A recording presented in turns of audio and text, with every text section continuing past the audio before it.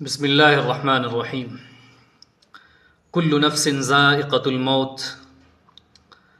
آج ہمارے ایک بڑے ہی معزز محترم مشفق و مربی اور سینئر استاذ مولانا امتیاز احمد ندوی، سابق محتمم دارالعلوم ضیاء الاسلام بوجھ گاؤں اور سابق محتمم جامعہ خلفائے راشدین پورنیہ وفات پا گئے۔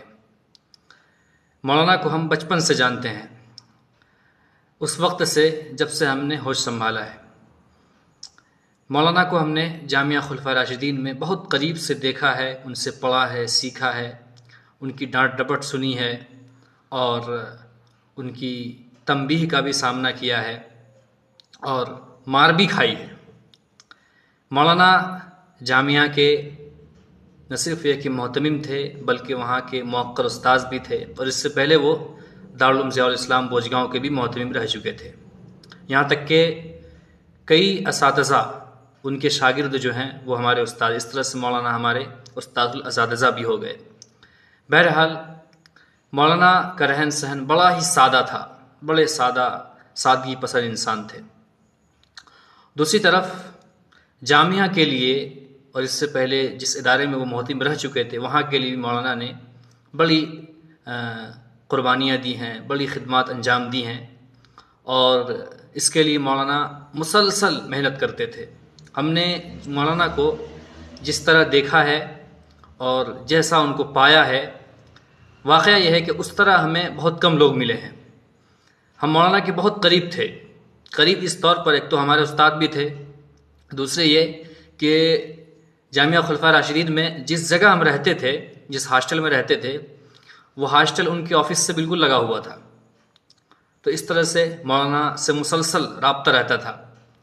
اور ظاہر ہے کہ ہم لوگ اس وقت جس عمر میں تھے تو اس عمر میں عام طور پر ہم لوگ شیطانی زیادہ کیا کرتے تھے، ہنسی مذاق، کھیل کود، اچھل کود بہت زیادہ کیا کرتے تھے، جس کی وجہ سے مولانا مسلسل ہم لوگ کو ڈانٹتے رہتے تھے۔ کئی بار بعض ایسے الفاظ بھی کہتی جس کو سن کر کے لوگ ہنستے بھی تھے۔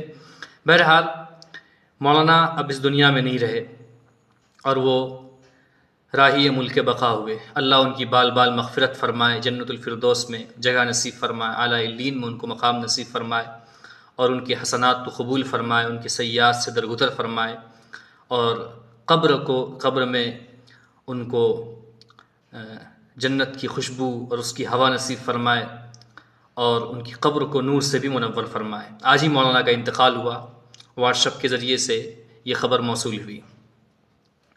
مولانا کی 3 بڑی خصوصیات تھیں۔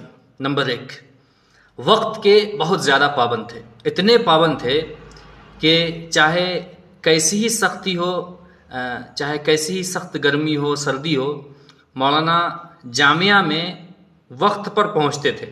میں نے اپنی آنکھوں سے دیکھا ہے، ہمیشہ دیکھتے تھے ہم لوگ کہ جمعرات کو وہ گھر جاتے تھے، ان کی ایک گاڑی تھی، اس سے گھر جاتے تھے، تو سنیچر کے دن ٹھیک کلاس کا جو ٹائم ہوتا اس کے شروع ہونے سے پہلے جامعہ میں حاضر ہو جاتے تھے، ٹھیک وقت سے پہلے۔ اور وقت کی پابندی کے سلسلے میں مولانا جب طلباء کو کبھی سمجھاتے تھے تو اس وقت وہ دارالعلوم ندوۃ العلماء کے محتمم حضرت مولانا سید الرحمن صاحب اعظمی کی مثال دیا کرتے تھے کہ تم لوگ اس طرح وقت کی پابندی کرو جس طرح ندوے کے محتمم صاحب پابندی کرتے ہیں۔ بہت زیادہ سمجھاتے تھے، اور مہینوں میں 2 مہینے میں مولانا کی نصیحت ہوتی تھی جامعہ کی مسجد میں، تو سارے طلباء بیٹھتے تھے۔ وقت زیادہ ہونے پہ طلباء بور بھی ہوتے تھے، لیکن مولانا تجربات کی روشنی میں مختلف مثالیں دے کر کے سمجھاتے تھے، یہاں تک کہ وہ مثال جتنے دیتے تھے بار بار سننے کی وجہ سے طلباء کو مثالیں یاد ہو گئی تھیں، اور بعد میں لڑکے ہاسٹل میں جا کر کے ان کی نقالی بھی کیا کرتے تھے۔ تو مولانا وقت کے بڑے پابند تھے اور طلباء کو بھی اس کی سختی کے ساتھ تاکید کیا کرتے تھے۔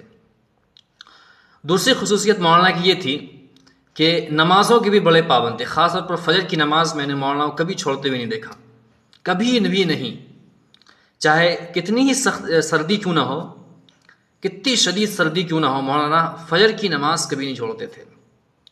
جو بھی ضروریات ہوتی تھی اس سے فارغ ہو کر کے فجر کی نماز پڑھتے تھے، اور نماز عام طور پر اکثر ہی مولانا کی نماز جامعہ کی مسجد سے باہر ہی ہوا کرتی تھی۔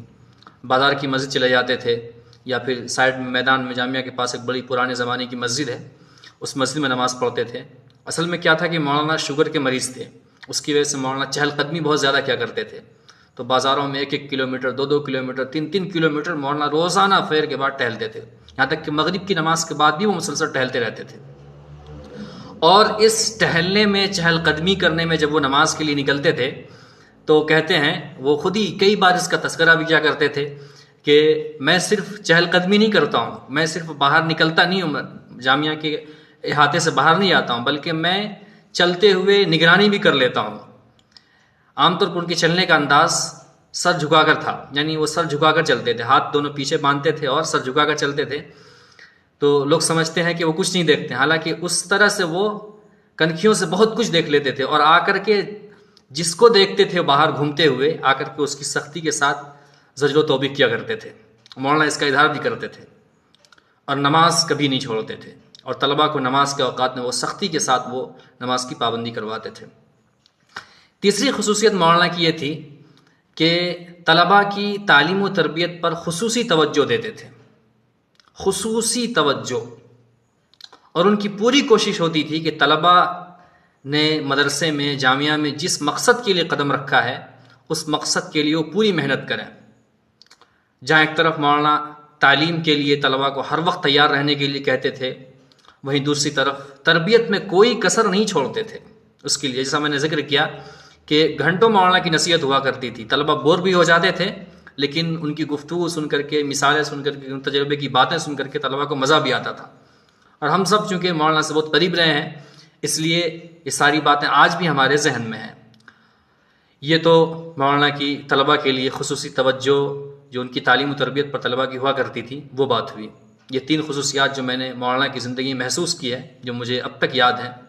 اس کے علاوہ مولانا کو تاریخ کا مطالعہ بہت زیادہ تھا، تاریخ پر بڑی گہری نظر رکھتے تھے، اس کی روشنی میں سمجھایا بھی کیا کرتے تھے۔ اوپر کے درجوں میں ان کے گھنٹے زیادہ نہیں تھے، 1-2 گھنٹے تھے، لیکن نیچے کے درجات میں وہ پڑھاتے تھے۔ ہم نے مولانا سے املا درست کی اپنی، لکھ کر کے بھی دیتے تھے اور اس پر زبانی بھی لکھوا، مکتبہ چہارم میں پڑھتے تھے، تو 7ویں یا 8ویں گھنٹے میں مولانا ہم لوگوں کو بیٹھا کر کے لکھاتے تھے۔